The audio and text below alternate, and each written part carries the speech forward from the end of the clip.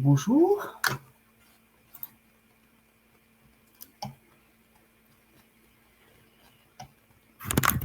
Alors, vous êtes quelques-uns à être connectés. Il n'est pas tout à fait l'heure. Je vais attendre 1 minute pour laisser une chance à tout le monde de pouvoir se connecter de façon confortable.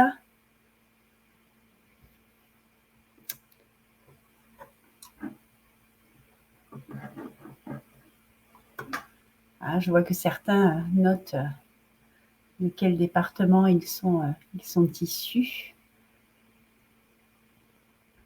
On va faire le tour de la France, certainement.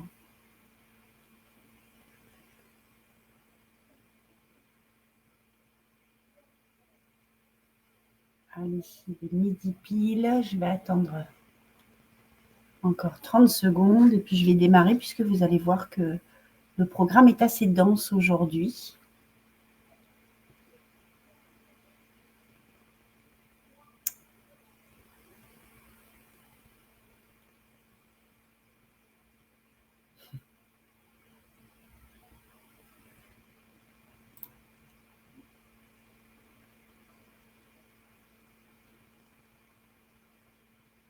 Oui, c'est ça. Nous avons Dijon, l'Essonne, Toulouse, Lille, les Hauts-de-France. J'ai vu passer Sens, Auxerre, la Dordogne, la Drôme.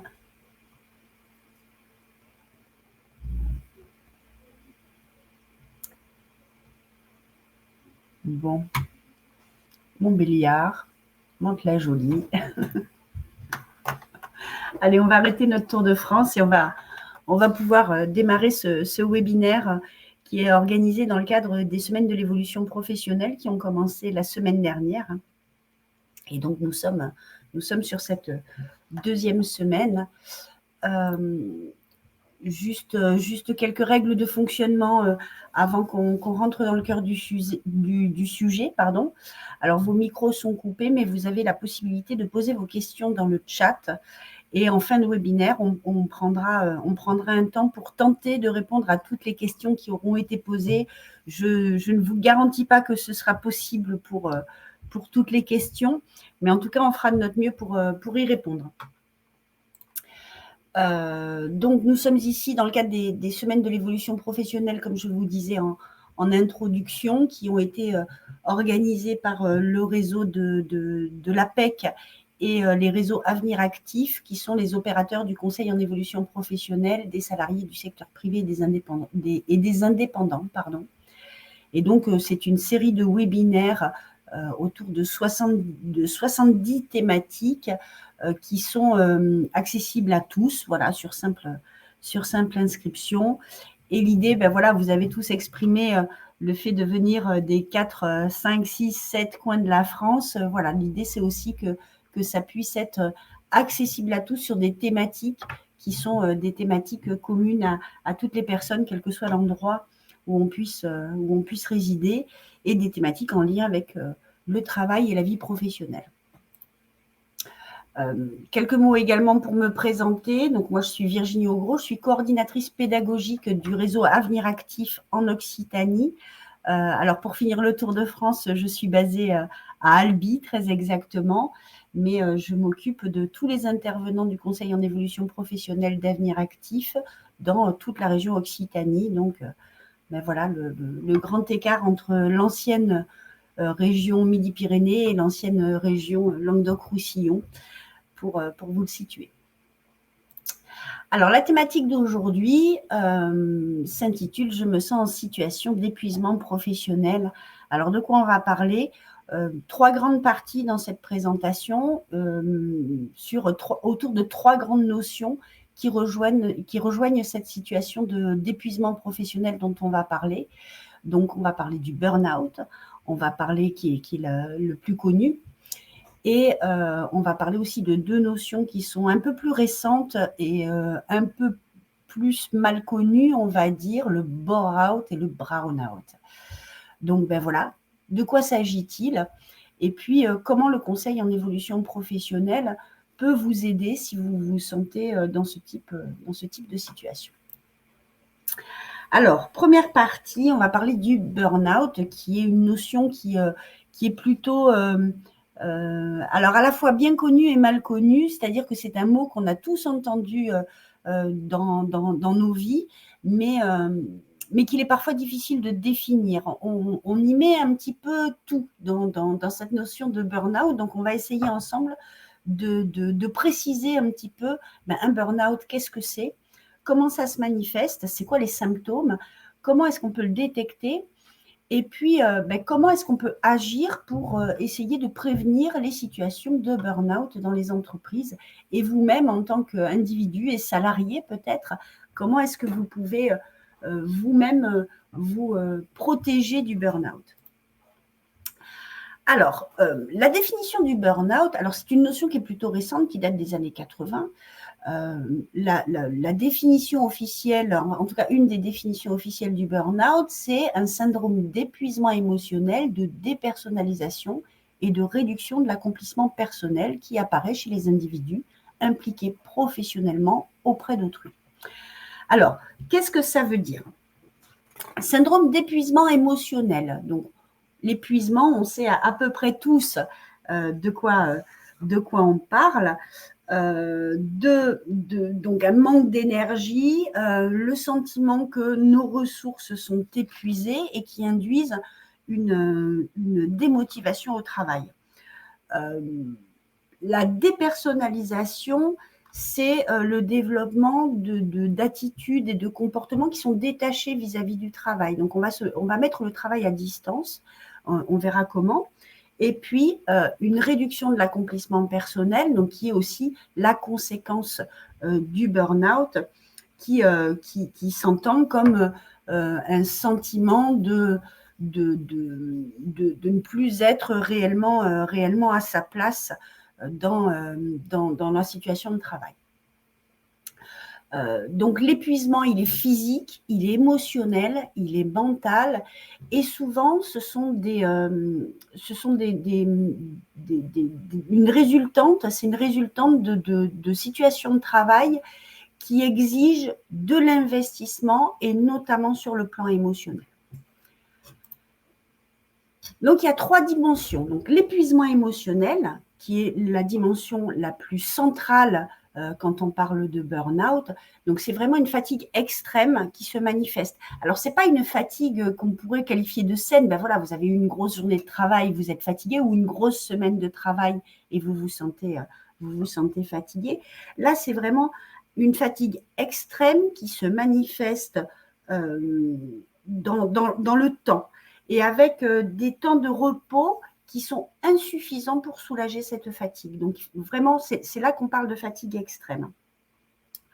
Un certain cynisme vis-à-vis du travail, donc une attitude négative vis-à-vis du travail. Donc, on va voir se développer chez les personnes qui sont susceptibles de développer, enfin, en tout cas, qu'on considère comme étant en situation de burn-out, une certaine attitude négative vis-à-vis du travail, voire vis-à-vis des collègues, et puis des stratégies d'adaptation.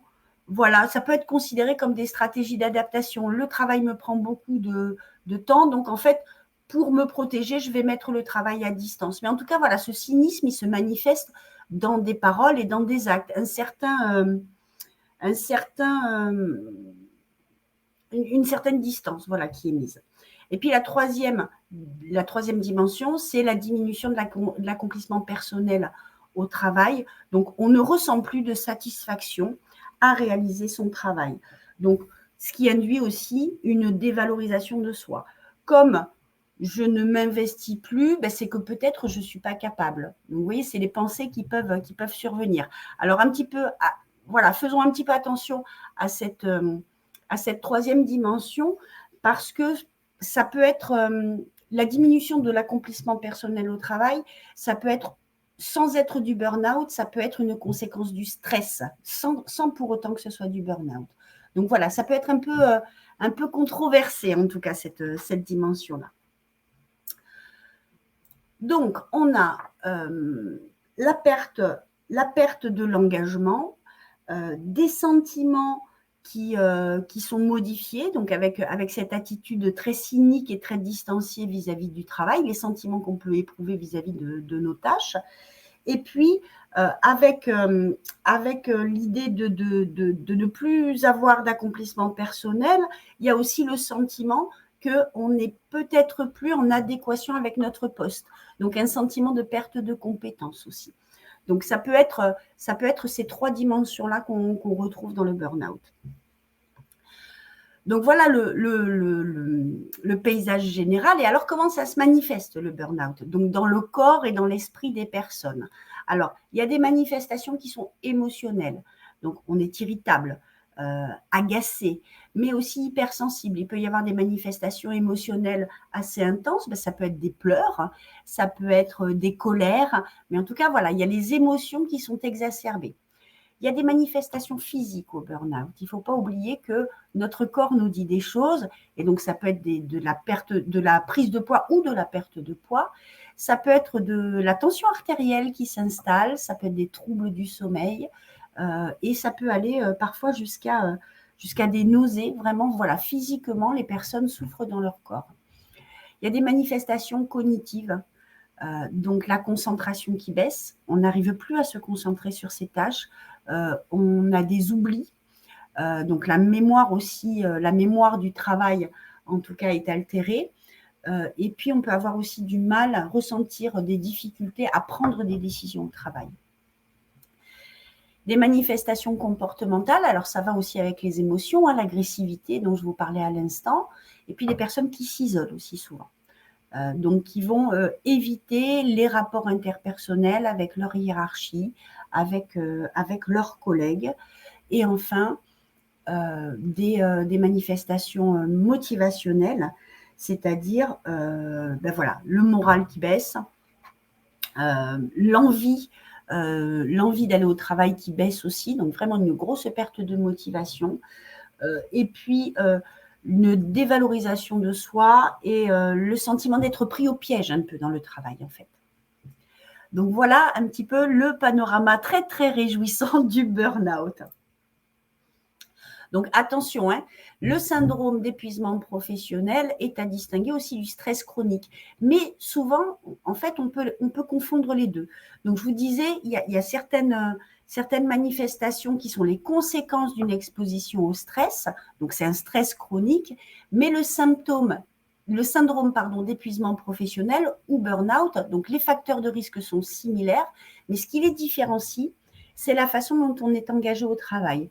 Un individu peut être victime d'un stress chronique par rapport à sa situation de travail, par exemple, mais sans pour autant se sentir désengagé ou dévalorisé. Alors que dans le burn-out, il y a cette question de l'engagement au travail qui est vraiment altérée parce qu'il y a un déséquilibre qui s'est créé entre la réalité du terrain, les tâches, le poste et comment on conçoit notre métier en théorie, en fait. Donc, il y a ce déséquilibre qui s'installe et donc, ça va installer un déséquilibre chez la personne. Donc, voilà, c'est l'engagement qui détermine la différence entre quelqu'un qui va souffrir d'un stress chronique et quelqu'un qui va vraiment souffrir d'un burn-out. Donc, dans la façon dont on peut le définir. Alors, il y a des outils pour détecter le burn-out. Alors, je vous ferai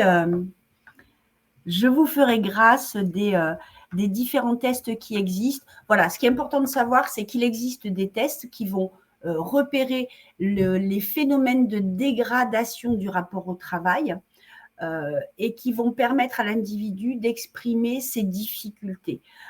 Par contre, les tests ne suffisent pas. Donc, ce qu'il faut retenir, c'est qu'il existe des tests qui sont des outils, mais que ça ne suffit pas. Il faut aussi l'appui d'un professionnel qui va recueillir auprès de la personne son vécu de travail et puis aussi qui va pouvoir repérer les signes cliniques. On a vu qu'il y avait des manifestations physiques du burn-out. Les services de santé au travail, elles vont aussi intervenir pour détecter le burn-out. Donc voilà, il y a tout un tas d'acteurs comme ça qui vont pouvoir vous aider. Alors, ce qui est aussi saillant dans la problématique du burn-out, c'est qu'il y a eu beaucoup d'études ont été faites sur les personnes qui ont subi un burn-out. Donc, ce qui les caractérise, c'est il y a 2 traits de caractère qui sont plutôt courants chez les personnes qui souffrent de burn-out. C'est une certaine instabilité émotionnelle, donc c'est-à-dire ce qu'on appelle la stabilité émotionnelle, c'est le fait de percevoir les événements extérieurs comme étant a priori menaçants ou négatifs. Donc voilà, ces personnes qui vont plutôt voir le verre à moitié vide plutôt qu'à moitié plein. Et le deuxième trait de caractère qui est très souvent rencontré dans les cas de burn-out, ce sont des personnes qui sont très consciencieuses au travail. Très consciencieuses, très attachées à la qualité de leur travail, très impliquées, et qui sont très organisés, méticuleux, persévérants, voilà, qui veulent tendre vers le perfectionnisme. Et donc ça, ce sont des facteurs qui favorisent en tout cas le burn-out. Donc, il y a ces traits de personnalité et il y a aussi surtout le fait d'être exposé à des facteurs de risque professionnel. Les facteurs de risque professionnel, on les connaît, hein, c'est le fait d'avoir peu de marge de manœuvre, le fait d'avoir des objectifs à atteindre, le fait d'être en contact avec une clientèle ou un public qui peut être exigeant, donc il y a des exigences émotionnelles dans le poste de travail. Donc vous voyez, ce n'est pas si simple. Il y a beaucoup de facteurs qui rentrent en ligne de compte avant qu'on puisse se prononcer sur un diagnostic entre guillemets de burn-out. Je mets des guillemets parce que ce n'est pas encore très bien reconnu, puisque je vous l'ai dit, c'est une notion qui est plutôt récente, donc il y a encore beaucoup d'études qui sont en cours sur cette problématique. Alors, comment agir pour essayer d'éviter les situations de burn-out chez les personnes, alors que ce soit en tant qu'individu, voilà, je suis salarié, je sens que je commence à ressentir des signes qui me font penser à un burn-out, comment je peux faire pour me protéger? Et puis, les entreprises, je ne sais pas s'il y a des personnes qui travaillent dans les services RH qui sont présentes ou pas, comment aussi les entreprises peuvent prévenir les risques de burn-out chez leurs salariés. Alors, en tant que salarié, en tant que dirigeant, en tant que membre d'un CSE peut-être, il est important de se sensibiliser à cette notion de burn-out. Plus vous êtes sensibilisé, plus vous allez être en capacité de détecter les signes avant-coureurs. Et donc d'agir, excusez-moi, donc d'agir en amont avant que la situation de burn-out ne se produise. En tant qu'individu aussi, faites attention à votre charge de travail. Si vous avez le sentiment d'être débordé, c'est qu'il y a peut-être quelque chose qui ne va pas. Alors, ça ne veut pas dire que c'est un burn-out. En tout cas, ça ne veut pas dire que vous risquez le burn-out, mais ça veut dire peut-être que vous avez besoin d'être aidé pour planifier vos tâches. Peut-être que vous ne prenez pas suffisamment de congés. On oublie les congés parfois. Et puis, dialoguer aussi avec vos collègues, avec vos hiérarchies, sur l'atteinte des objectifs, par exemple. Assurez-vous que dans les collectifs de travail, vous allez trouver du soutien. Pour lutter contre les facteurs de risque psychosociaux et notamment le stress au travail, la meilleure stratégie, c'est de chercher du soutien, que ce soit auprès de nos collègues ou auprès de notre hiérarchie. Et donc, ça permet aussi d'exprimer ses difficultés et puis de mettre en place des plans d'action pour surmonter ces difficultés. Veiller à sa charge de travail, ça veut dire aussi se ménager des marges de manœuvre. Donc, si vous avez un agenda qui ne vous laisse aucun temps pour respirer, pour réfléchir au sens que vous donnez à votre travail aussi, peut-être que là, il y a une action à mener sur la mise en place de marges de manœuvre. Parlez-en aussi à vos collègues et à votre hiérarchie. Et puis, il y a la question de la reconnaissance du travail. Comment mon travail est reconnu? Est-ce qu'il est reconnu et comment il est reconnu? On ne parle pas que de reconnaissance pécuniaire à travers le salaire, hein, mais comment mon travail est perçu par mes pairs et par mes hiérarchies, encore une fois. Et puis voilà, les critères de qualité du travail, ça permet, je vous disais, le caractère très consciencieux des personnes, mais parfois ce sont des personnes qui se mettent des critères de qualité qui sont trop élevés par rapport à ce qu'on attend d'elles. Donc, quel est le critère? Où est-ce que je place le curseur? Donc tout ça, ça va vous permettre de retrouver un équilibre entre ce que vous exigez du travail, ce que vous en attendez et ce qu'on attend de vous. Et donc de retrouver une forme d'équilibre entre toutes ces dimensions. Donc voilà pour le burn-out. Donc vous voyez que c'est pas si simple, mais en tout cas, il y a des moyens d'action.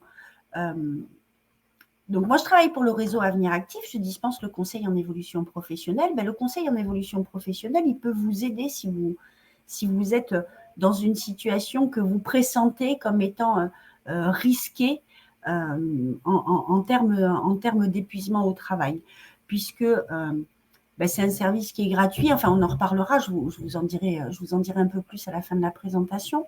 Mais c'est aussi un lieu d'écoute et c'est un lieu de prise de recul sur notre vie professionnelle. Donc, en tant que salarié, on peut le solliciter à tout moment de sa vie professionnelle et parfois avoir un rendez-vous avec quelqu'un qui va être neutre et à qui vous allez pouvoir exprimer vos difficultés. Ça va vous permettre aussi peut-être de poser les choses et de prendre des décisions pour l'avenir. Même chose, les personnes qui travaillent dans les services RH, les membres des CSE, le conseil en évolution professionnelle, il peut aussi vous appuyer, vous apporter un appui pour présenter à vos salariés les différents dispositifs qui existent et qui peuvent soutenir les démarches des personnes. Donc voilà pour le burn-out, qui est quand même la notion la plus courante, on va dire. Alors, juste, je réponds à une question qui apparaît. Quand la recherche de soutien interne est difficile, il y a une rupture de dialogue avec son N+1+2. Quelle alternative?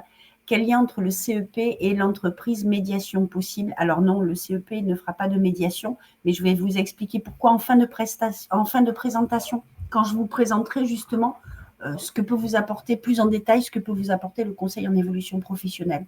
Mais en tout cas, quand le soutien interne est difficile, avec sa hiérarchie, il y a peut-être du soutien interne avec des collègues. Il y a les CSE aussi qui sont des bons interlocuteurs. Et il y a aussi le soutien externe et le CEP peut constituer une bonne source de soutien externe. Est-il possible de faire plusieurs burn-out? Malheureusement, oui. Malheureusement, oui. Ce qui se passe souvent, c'est que les personnes qui ont été victimes d'un burn-out, un premier burn-out, on va dire, souvent il y a des changements qui interviennent dans leur vie professionnelle. Il y a souvent un changement de métier ou un changement d'environnement professionnel. Et ces personnes, comme elles l'ont déjà vécu, elles sont plus sensibles aux signes avant-coureurs et donc elles perçoivent plus vite le risque. Voilà, elles perçoivent plus vite le moment où ça commence à s'emballer et ça commence à avoir des manifestations qui sont mauvaises pour leur santé. Donc malheureusement, oui, c'est possible. Mais voilà, souvent au deuxième, c'est des personnes qui vont se mettre en arrêt maladie bien plus facilement, par exemple, que lors du premier burn-out, parce qu'elles vont avoir appris à se préserver. Malheureusement, la vie leur aura appris. Qui consulter en cas de burn-out? Oui, votre médecin est un bon interlocuteur. La médecine du travail aussi. La médecine du travail, elle est vraiment au cœur aussi des situations de travail. Donc, elle va pouvoir aussi agir, en tout cas prévenir sur les situations de travail qui peuvent être génératrices d'anxiété au travail et de troubles au travail. Et elles vont pouvoir, les médecines du travail, justement faire le lien entre les salariés et l'employeur. Donc, médecine du travail, c'est déjà une première piste. Et votre médecin de famille, comme on dit, lui, si vous êtes justement dans cette situation-là, lui, il va pouvoir agir en réaction. Il vous connaît, voilà, dans le cadre, par exemple, de la mise en place d'un arrêt maladie pour que vous puissiez vous protéger. On va parler de la deuxième notion qui est intéressante. intéressante, pardon, c'est le bore-out. Alors, le bore-out, parfois on dit de façon mal à propos que c'est l'inverse du burn-out. Alors, le burn-out, c'est souvent la surcharge de travail, le stress. Le bore-out, si on traduit ce terme, eh ben, c'est l'ennui mortel au travail. Alors, l'ennui mortel, c'est un peu contre-intuitif parce qu'on pourrait se dire, mais comment s'ennuyer au travail peut induire un épuisement professionnel? Eh bien, on va le voir, ce n'est pas si simple que ça. Donc voilà, s'ennuyer à mourir au travail, et donc ça génère une énorme souffrance de s'ennuyer au travail par manque d'activité. La définition, c'est un état émotionnel désagréable, de faible stimulation et d'insatisfaction engendré par la situation de travail qui n'offre pas assez de sollicitations. Donc, on va voir aussi le type d'activités qui peuvent engendrer une situation de bore-out, et donc qui va engendrer chez les personnes aussi cet épuisement et cet état émotionnel qui est fort désagréable et qui peut amener des conséquences pour la santé des personnes qui travaillent. Alors, les situations qui entraînent souvent un burn-out, en tout cas les caractéristiques des situations qui sont un risque, qui entraînent un risque de burn-out, ce sont des postes pour lesquels il y a peu d'exigences. C'est-à-dire que ça va être des tâches plutôt faciles, je mets des guillemets à facile, en tout cas qui n'ont pas de grande complexité, et ça va être des métiers ou des postes plutôt pour lesquels on n'a pas de décision à prendre. On est vraiment dans des tâches d'exécutant, en fait. Ça va être des tâches qui peuvent être monotones, donc voilà, répétitives, on fait toujours la même chose. Et puis, ça peut être aussi des tâches de surveillance. Donc voilà, je surveille un parking toute la journée et je compte les voitures. Donc voilà, tâches répétitives, monotones, de surveillance, avec peu de marge de manœuvre, peu de décisions à prendre, voire pas du tout de décision, et puis des tâches plutôt simples. Et donc là, ça va induire chez les personnes une rupture. Donc en fait, les personnes, elles vont se sentir exclues du temps, puisque le temps, il n'y a rien qui rythme la journée, puisque tout est toujours pareil. Donc le temps va être presque une notion abstraite. L'espace aussi, souvent c'est des tâches qui s'exécutent dans le même espace. Et puis les frontières du métier. Donc souvent, il y a une différence entre la personne, la façon dont elle se voit compétente et les exigences du métier. Donc c'est-à-dire que le métier est devenu tellement ennuyeux que la personne a le sentiment d'avoir perdu toutes ses compétences. Et donc, il y a un sentiment d'inutilité qui peut apparaître. Donc, voilà, imaginez si vous étiez dans cette situation-là, le sentiment que ça peut générer chez vous et l'état émotionnel dans lequel vous vous trouveriez dans ces cas-là. Donc, quels sont les risques quand on est dans ce processus-là, dans ce type de poste? Ça induit des risques. Déjà des risques psychosociaux pour la personne. Le premier risque qui apparaît, c'est la crainte du regard social. Vous savez, quand vous rencontrez des personnes pour la première fois, souvent pour faire connaissance ou pour établir le contact, on va vous demander qu'est-ce que vous faites dans la vie. Et les personnes qui sont sur des types de postes dont je viens de vous énoncer les caractéristiques, en fait, elles ont du mal à nouer des contacts avec les individus parce qu'elles ne veulent pas qu'on leur demande, parce que pour elles, comme il y a tous ces sentiments de perte de compétences, d'inutilité, oui, c'est très français, mais c'est une réalité. il se trouve que voilà, c'est une réalité. En fait, elles vont se mettre plutôt en retrait pour ne pas avoir à répondre à cette question-là. Et puis, il peut y avoir aussi un conflit interne chez ces personnes-là, puisque, vous savez, tout travail mérite salaire, mais quand on a le sentiment que notre travail ne sert à rien et pourrait être fait par tout le monde, en fait, ce sont des personnes qui finissent par se demander si elles ne sont pas payées à rien faire, ou en tout cas si elles méritent réellement leur salaire. Donc, ça va créer des conflits internes chez ces personnes-là.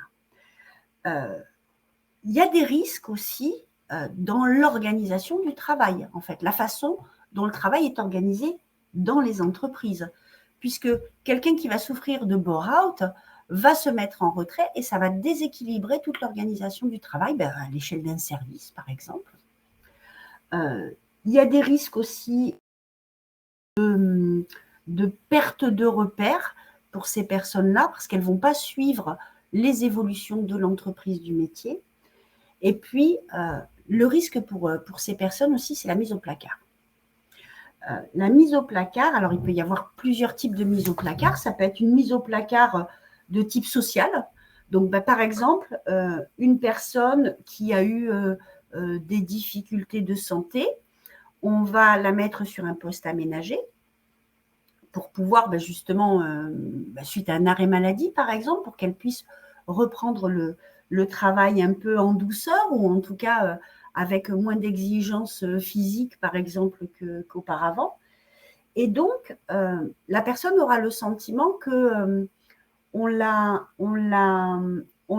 privée de ses repères. C'est-à-dire que le métier tel qu'elle l'a exercé auparavant, c'est plus le même. Donc, elle va avoir ce sentiment d'être à l'écart des autres. La mise au placard aussi, ça peut être le salarié qui est libéré de toute contrainte.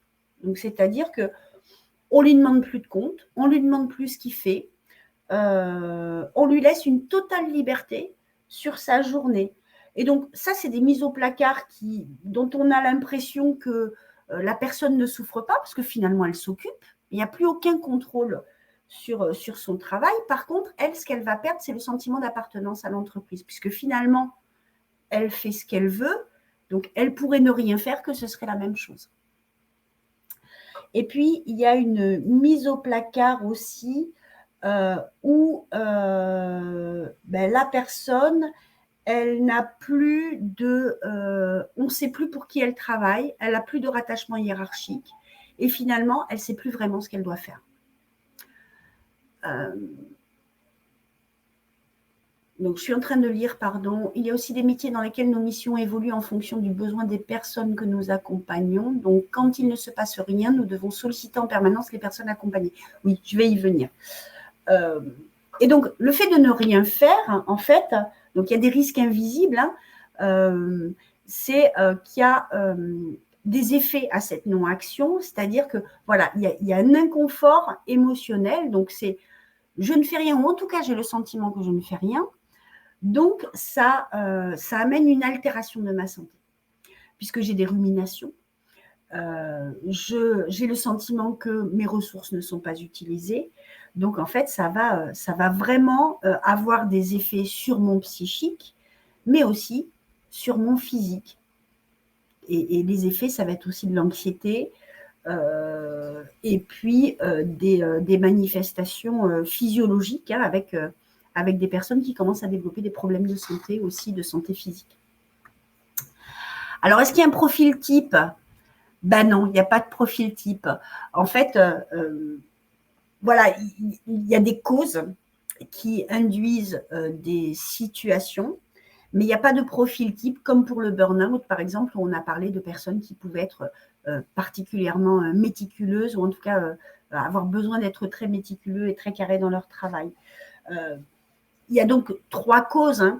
Il y a l'organisation, la répartition de la charge de travail qui peut être déséquilibrée. Il peut y avoir des compétences qui sont mal exploitées par l'organisation. Et puis, il peut y avoir aussi des intérêts, des envies, des motivations qui sont un peu étiolées. Et derrière tout ça, souvent, il y a des histoires individuelles aussi, et puis des contraintes individuelles qui vont amener aussi une faible satisfaction au travail, du stress, une diminution dans l'engagement. Donc, en tout cas, voilà, il y a une souffrance qui est due au bore-out, mais qui est beaucoup plus subtile à décoder parce qu'aussi elle est beaucoup plus mal assumée par les personnes qui en souffrent. C'est-à-dire que socialement, c'est difficile de dire, ben moi, mon poste, finalement, je fais ce que je veux, mais tout le monde s'en fiche. Vous voyez, le regard social est plus difficile. Contrairement au burn-out, où là, les causes sont bien plus identifiées, c'est plus facile, presque, je mets encore des guillemets, d'en parler. Là, la souffrance, elle est présente, mais elle est plus subtile et plus subtile à détecter. Donc, les paroles des personnes qui souffrent de burn-out, c'est « je manque de stimulation sur mon poste, je m'ennuie, j'ai besoin de changement, j'ai besoin de davantage de responsabilités ». Donc voilà, ça c'est vraiment des paroles qui reviennent très souvent dans la bouche des personnes qui peuvent en souffrir. Ce sont des personnes aussi qui peuvent développer des stratégies un peu contre-productives. C'est-à-dire qu'elles vont, pour se créer de l'activité, elles vont se mettre elles-mêmes des bâtons dans les roues. Voilà, pour se créer de la stimulation. Et puis souvent, voilà, à terme, les personnes ont envie de quitter l'entreprise parce qu'elles sentent que le poste, en fait, induit trop d'ennui pour elles et trop de souffrance. Alors, comment font-elles ces personnes qui souffrent de bore-out ? Il y a 3 étapes, en fait. Il y a des stratégies de contournement qui sont mises en œuvre. Alors, la première stratégie, c'est je vais rationaliser, donc relativiser la situation. Oui, d'accord, je ne fais pas grand-chose, ce n'est pas très intéressant, mais quand même, voilà, elles vont trouver de quoi relativiser la situation. Et puis, si ça ne marche pas, elles vont faire preuve de beaucoup de créativité. Elles vont trouver à occuper du temps, prendre la moindre occasion de participer à quelque chose, en tout cas d'avoir un rôle. Et elles vont se créer des rôles. Elles vont être très proactives pour essayer de meubler leur journée. Et puis, si ces 2 stades ne suffisent pas, elles vont développer une 3e stratégie qu'on appelle l'agilité sociale. C'est que l'ennui devient tel que la personne, elle peut très bien décider de traiter ses affaires personnelles sur le lieu du travail. Donc, ce sont des personnes qui vont, je ne sais pas, avoir une vie associative, qui vont s'occuper de leur association sur le lieu de travail. Ça peut être des personnes aussi qui vont saisir la moindre occasion d'échanger avec un collègue, parce que ça va occuper du temps dans la journée, qui vont démultiplier les pauses, qui vont prendre beaucoup de temps pour déjeuner. Donc, en tout cas, il s'agit de meubler, de meubler tout ce temps où elle s'ennuie. Ce qu'il est possible de faire aussi, c'est, pour ces personnes-là, c'est d'essayer de trouver des relais en interne à l'entreprise. Alors, ça peut être leur N+1, leur manager direct. Et ben voilà, demander des activités, demander à ce que le poste soit redéfini. Ça peut être aussi les services RH à travers l'entretien professionnel. L'entretien professionnel, c'est aussi pour le salarié l'occasion de parler de la façon dont il ressent le travail et des tâches qu'il pourrait prendre en charge. Donc voilà, avoir des demandes vis-à-vis du service RH. Et puis, ce dont on parle, c'est de notion de reconnaissance. Hein. La notion de reconnaissance au travail, elle est très importante dans le bore-out, puisque je m'ennuie, c'est pas très utile ce que je fais, c'est très monotone, c'est très répétitif. Donc finalement, quelle est ma valeur dans tout ça? Donc il est important aussi que les voies hiérarchiques reconnaissent le travail des individus. Et puis, voilà, le médecin du travail, il peut être aussi un bon relais, on l'a évoqué tout à l'heure. Et puis, si je reviens sur le rôle du CEP, c'est un peu comme dans le burn-out, hein, le CEP, c'est aussi un lieu d'écoute, un lieu d'échange où la personne va pouvoir se questionner, c'est quoi l'utilité, c'est quoi mon utilité à moi, comment je m'engage dans mon travail, quels sont aussi les moyens que j'ai de retrouver de la stimulation, si ce n'est pas au travail, peut-être en dehors du travail, puisqu'en fait, les personnes qui souffrent de burn-out, elles amènent cette situation-là à la maison. Souvent, c'est des personnes qui ont du mal à rentrer dans l'action aussi à la maison. Donc, comment est-ce qu'on rééquilibre tout ça? Et aussi l'entretien professionnel, donc je l'ai évoqué avec les supérieurs hiérarchiques. Ça peut être aussi mettre en place un bilan de compétences pour revaloriser la compétence et la valeur, en tout cas redonner de la valeur et remettre en valeur les atouts que la personne peut avoir en elle. Donc voilà pour le bore-out qui est beaucoup moins détectable, qui est beaucoup plus subtil dans sa manifestation. Alors je vois qu'il y a des questions aussi dans le chat. Difficile lorsque c'est le N+1 qui met en place la situation de bore-out. Oui, je suis tout à fait d'accord. Encore une fois, le CSE, c'est un bon relais avec des RH qui ferment les yeux. Oui, parfois, il y a des situations professionnelles qui deviennent insupportables et il faut pouvoir effectivement agir pour pouvoir rebondir en tant qu'individu, en tant que salarié. Des favoritismes dans les services. Oui, il y a des dysfonctionnements, bien sûr, dans les entreprises.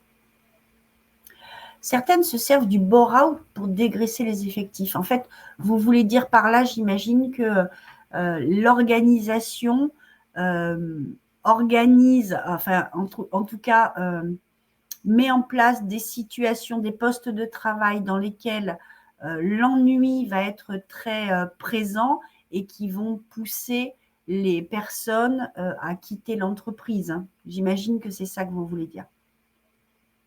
L'entreprise n'est pas toujours vertueuse, bien sûr. On va passer à la dernière notion que je voulais aborder avec vous aujourd'hui, qui est le brown-out. Alors, le brown-out, de quoi s'agit-il? Qu'est-ce que c'est que le brown-out? Alors, on appelle le brown-out, en fait, la définition, c'est que c'est une pathologie du sens. Avec le burn-out, on a un épuisement. Avec le bore-out, on a l'ennui. Et puis, avec le brown-out, c'est pas facile à dire, on a la perte de sens du travail. En fait, on ne sait plus à quoi ça sert, notre travail. Ça n'a plus aucun sens. C'est un travail qu'on finit par juger comme étant absurde, sans intérêt, et qui ne sert à rien. Voilà, incompréhension des finalités, des objectifs. Alors, c'est une notion qui est encore plus récente que les deux précédentes, puisque ça a été formalisé, en tout cas théorisé. Le début de la théorisation vient d'un monsieur qui s'appelle David Graeber, qui est décédé cette année ou l'année dernière, hein, qui a parlé en premier des bullshit jobs.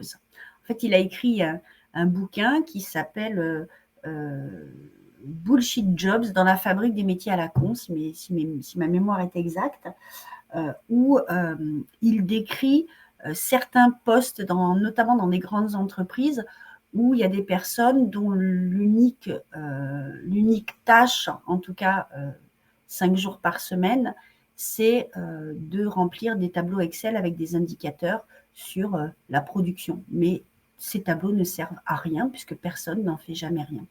Donc voilà, c'est des personnes qui sont plutôt dans des tâches d'exécution et à qui on n'a pas expliqué à quoi servait leur travail dans l'organisation générale de l'entreprise.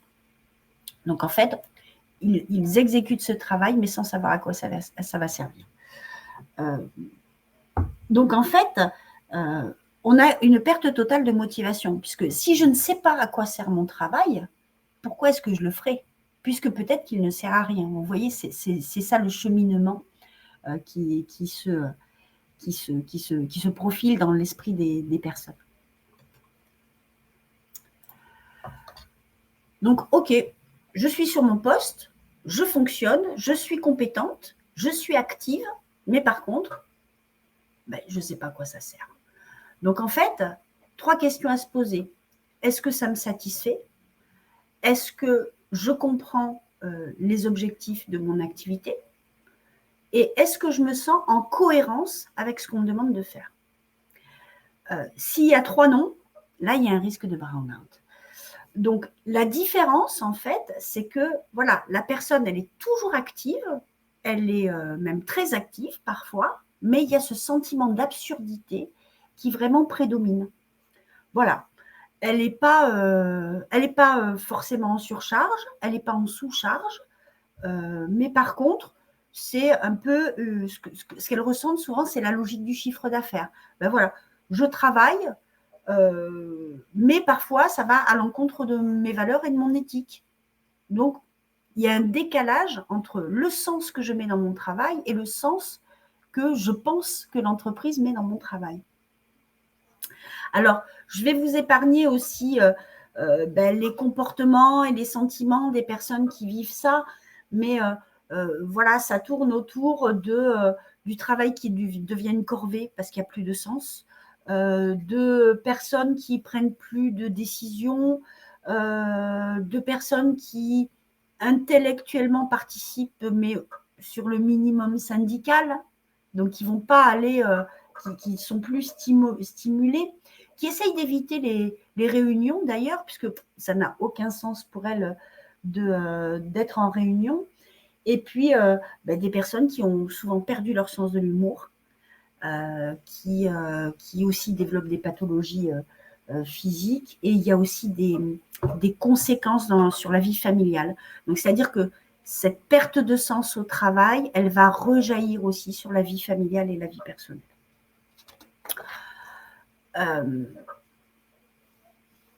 Donc, les symptômes. Les symptômes, je vous en ai déjà parlé un petit peu. C'est la perte de plaisir, c'est des personnes qui vont procrastiner beaucoup. Puisqu'il n'y a pas de sens, pourquoi je le ferai maintenant? Après tout, je le ferai demain. Des personnes qui vont aussi se déprécier. Donc, comme je vous fais le cheminement, donc comme mon job ne sert à rien, c'est que moi aussi je ne sers à rien, donc c'est que je suis incompétent. Donc, vous voyez les raccourcis que notre esprit peut faire parfois. Une fatigue. Et donc, les risques, c'est les risques d'erreur, la perte d'efficacité dans le travail, les oublis, le manque de concentration. Et donc, tout ça, ça amène des dysfonctionnements. Alors, pour l'entreprise, bien sûr, mais surtout pour l'individu, puisque le bore-out amène des sentiments négatifs, mais vous voyez que là, les sentiments négatifs sont bien présents aussi. Donc, voilà, une fatigue progressive qui s'installe, un travail qui n'est plus investi et qui ne présente ni intérêt ni avenir, en fait. Donc ça, c'est la façon dont ça se manifeste. Alors, comment s'en sortir du burn-out? Il faut retrouver du sens. Et pour retrouver du sens, il faut se poser des questions. Qu'est-ce que j'aime faire? Qu'est-ce que je peux faire? Qu'est-ce que je sais faire? Dans quoi je suis bon? Et puis, quelles sont les activités qui prennent sens pour moi, qui veulent dire qui ont une signification, qui vont m'apporter aussi de la motivation, de l'intérêt et qui vont nourrir mes valeurs. Donc, tous ces questionnements vont permettre à la personne de retrouver du sens au travail ou en tout cas de retrouver un travail qui prend du sens, que ce soit sur le même poste ou pas d'ailleurs.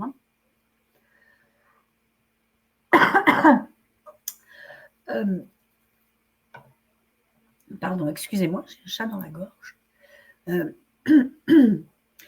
Et donc, quand le travail ne sollicite plus l'intelligence des personnes, on devient un exécutant, on travaille par automatisme et donc on est en survie au travail. Donc, pour ces personnes-là, il est important de retrouver de la motivation, de la stimulation, du rythme. Donc, plusieurs stratégies à utiliser. Hein. Déjà, s'occuper de soi. Évaluer ses compétences, s'accorder du plaisir, ne pas investir tout son temps dans le travail aussi. Voilà, développer des activités en dehors du travail, prendre le temps de faire des pauses de réflexion sur soi. Alors, durant la journée de travail ou même mettre en place un bilan de compétences, je vous en touchais 2 mots, ça permet aussi de se recentrer sur soi et sur ce qui est important pour nous dans le travail. Il ne faut pas hésiter à demander du soutien.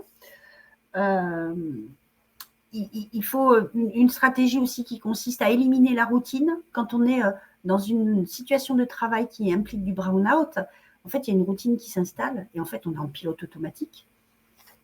Donc voilà, induire des cassures dans le rythme de travail pour pouvoir rééveiller la stimulation intellectuelle.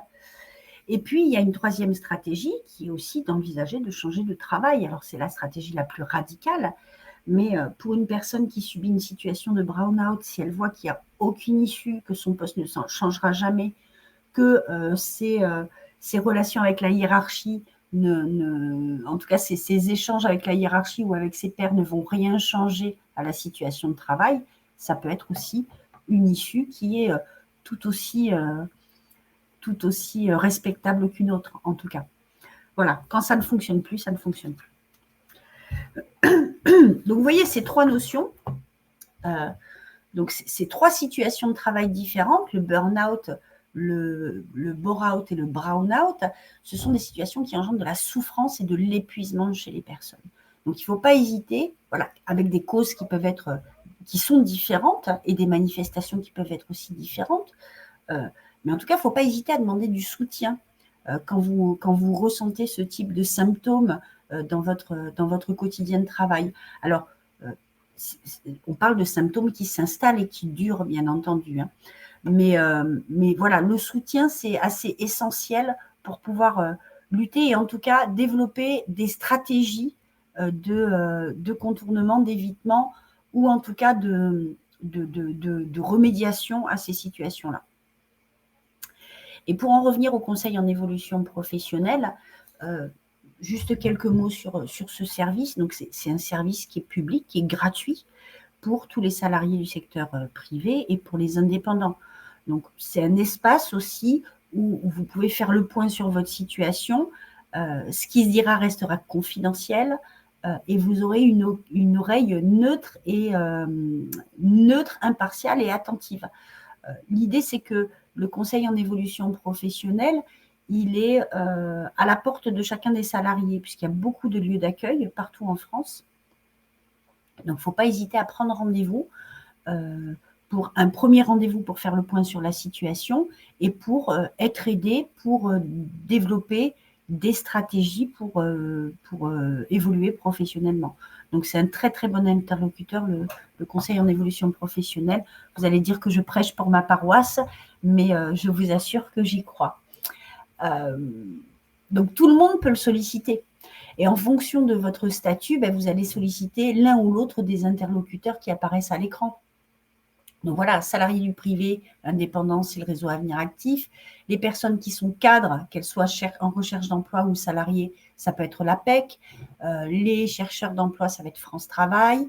Les jeunes, l'émission Jeunes, l'émission locale. Et puis pour les personnes en situation de handicap, les Cap Emploi sont aussi des bons interlocuteurs. L'objectif de l'accompagnement par le conseil en évolution professionnelle, c'est l'évolution professionnelle comme son nom l'indique, hein, mais ça peut être aussi le développement des compétences. Voilà, je suis sur un poste, j'ai l'impression que je suis arrivée au bout, je rencontre des difficultés, ça me met en difficulté sur mon poste et ça commence à me créer de l'inconfort. Comment je peux développer mes compétences pour me sentir plus à l'aise ? Ça peut être envisager une formation longue à travers une transition professionnelle. Ça peut être envisager la mobilité interne à l'entreprise ou externe, valoriser ses compétences à travers l'obtention d'une certification. Donc voilà, pour à nouveau ressentir la valeur professionnelle qu'on peut avoir à travers une validation des acquis de l'expérience, par exemple. Et puis, ça peut être aussi décider de travailler autrement. Ben voilà, avoir un projet de création d'entreprise ou de reprise d'entreprise.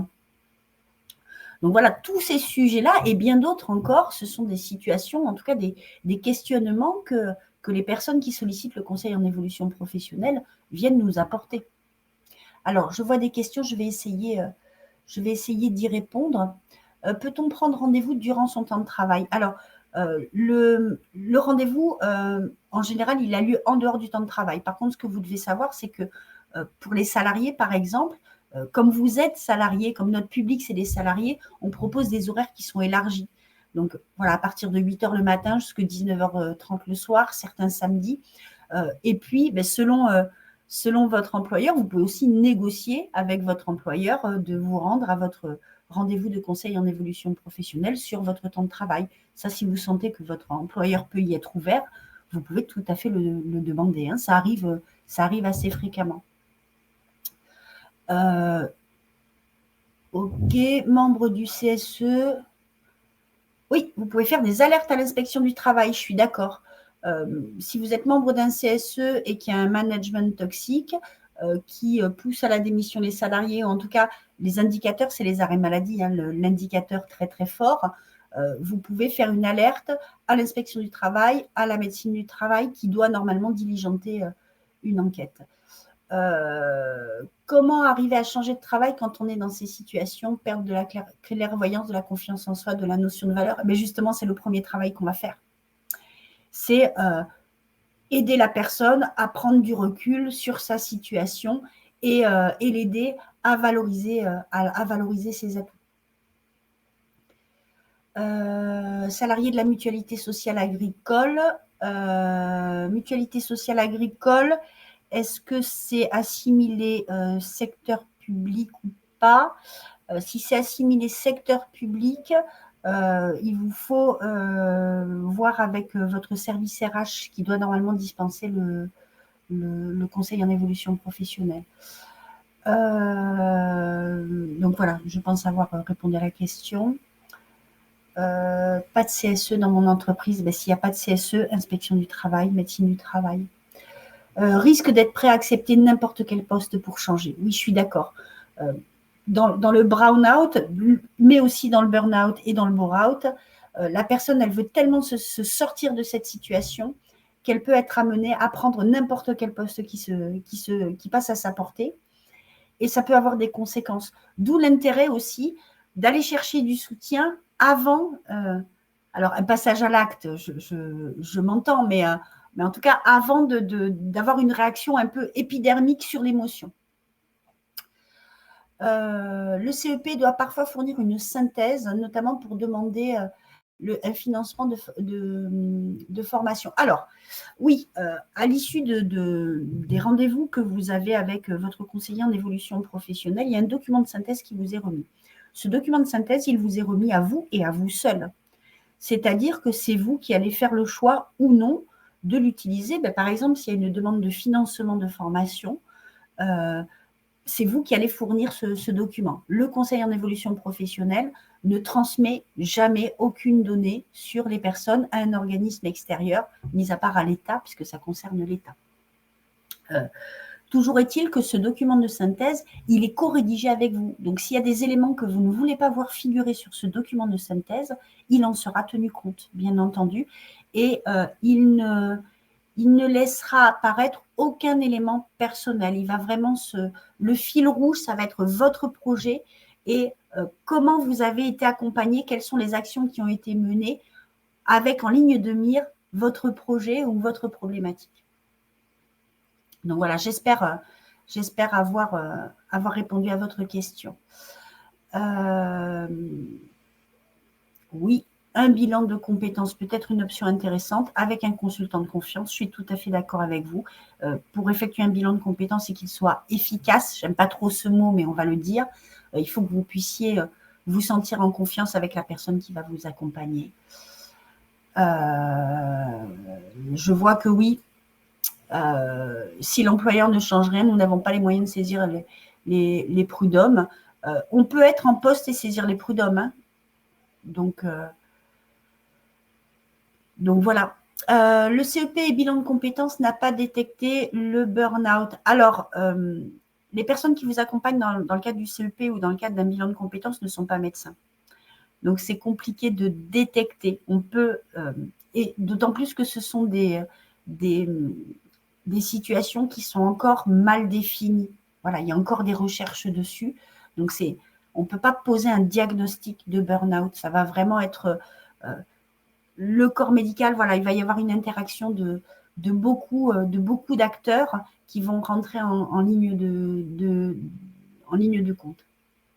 Le rendez-vous CEP peut-il s'effectuer à distance en visio et sur l'heure de déjeuner? Oui, tout à fait. Lorsque vous prenez rendez-vous avec le conseil en évolution professionnelle, en fait, on vous demande à quel endroit vous voulez prendre rendez-vous, donc à quel endroit vous habitez. On vous propose plusieurs lieux. On vous demande quelles sont vos contraintes. Donc, il y a des plages de rendez-vous qui sont calées aussi le temps du déjeuner. Et on vous propose plusieurs modalités de rendez-vous. Donc, ça peut être sur place en présentiel, ça peut être aussi en visio et ça peut être aussi par téléphone. Donc, voilà, vraiment, vous avez toutes les options qui sont ouvertes. Quelle différence entre les CEP et le bilan de compétences? Alors, c'était l'objet d'un webinaire hier. Il me faudrait 1 heure de plus pour vous refaire le webinaire. Juste en quelques mots, le bilan de compétences, c'est un travail qui est approfondi avec un rendez-vous par semaine où on va vraiment explorer les possibles de façon approfondie en utilisant des tests parfois. C'est un processus qui est limité dans le temps. C'est-à-dire, il y a une date de début, une date de fin.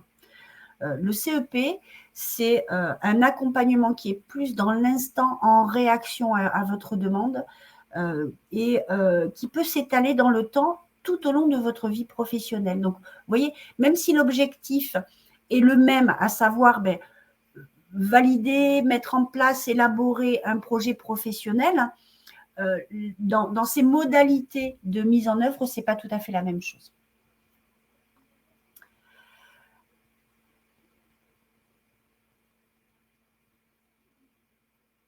Ok, je suis en train de regarder si j'ai laissé passer une question. Je ne pense pas. Il est 13h01. Je voulais juste, en conclusion, pour rebondir sur cette dernière question, voilà, le CEP, ça permet vraiment d'exprimer sa demande dans un lieu qui est neutre, un lieu et un temps qui est neutre, et puis avoir des informations sur les différents dispositifs qui existent et avoir un accompagnement sur le long terme et qui soit personnalisé et qui se base vraiment sur votre besoin et votre demande pour construire un plan d'action qui corresponde à ceci. Pour prendre rendez-vous, mon CEP, www.mon-cep.org. Donc voilà, je trouve mon conseiller. Vous allez avoir accès à tous les lieux d'accueil possibles. Et vous pouvez prendre rendez-vous directement. Et je vous remercie en tout cas d'avoir été là et pour votre écoute et puis les interactions. Alors, c'est pas facile, hein, les interactions dans le chat. Je sais que ça peut être parfois frustrant, mais en tout cas, je vous remercie pour votre participation. Je vous invite à regarder les thématiques qui sont traitées dans le cadre de ce qui reste de ces semaines de l'évolution professionnelle, qu'on a voulu le plus large possible. Et puis j'ai vu passer aussi une question sur les supports. Je crois que les supports vont être mis à disposition, mais je pense que oui. Mais je laisserai mon collègue Olivier, qui modère le chat aujourd'hui avec moi, vous donner cette information-là. Voilà. Donc, en tout cas, voilà, je vous souhaite une très belle journée et je vous dis peut-être à bientôt. Et puis, n'hésitez pas à contacter depuis partout en France. Vous avez des lieux d'accueil du service du conseil en évolution professionnelle. Donc, c'est un outil à votre disposition. N'hésitez pas à vous en servir. Je vous souhaite une très bonne journée et à très bientôt. Au revoir.